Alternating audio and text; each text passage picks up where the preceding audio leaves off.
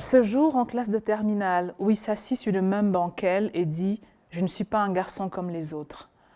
Ces jours où ensemble, ils quittaient le lycée, prenaient le raccourci de la décharge publique pour rentrer chez eux, se racontant des histoires qui ne faisaient rire qu'eux.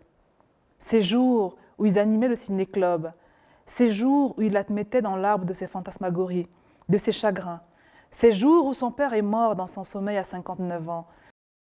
Je suis Oswald Lowat, je suis camerounaise, je suis née et j'ai grandi au Cameroun. Je suis photographe d'art, cinéaste documentaire et écrivain.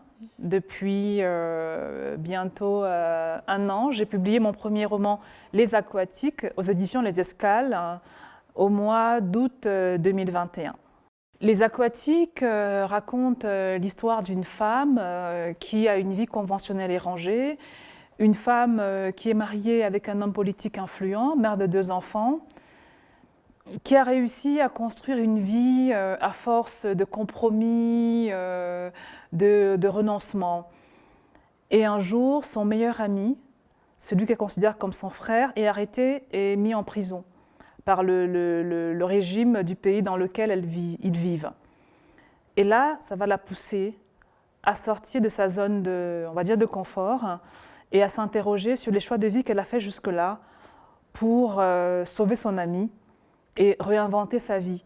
Donc c'est un roman sur quelqu'un ou des êtres à la conquête d'eux-mêmes, mais aussi sur un parcours de femme qui se déconstruit pour réinventer une personne qu'elle ne savait pas qu'elle pouvait être. Ce roman m'a été inspiré par plusieurs choses. La première, c'est un livre de Hermann Hesse que j'ai lu très jeune, Narcisse et Goldmund, qui est une histoire d'amitié aussi forte entre un religieux et un sculpteur, un jeune sculpteur, mais aussi par mon environnement, les femmes que j'ai vues autour de moi, avec qui j'ai été en amitié, en interaction. J'avais envie de raconter une histoire d'amitié forte, une histoire d'amitié totale, qui se retrouve confrontée à l'épreuve du réel.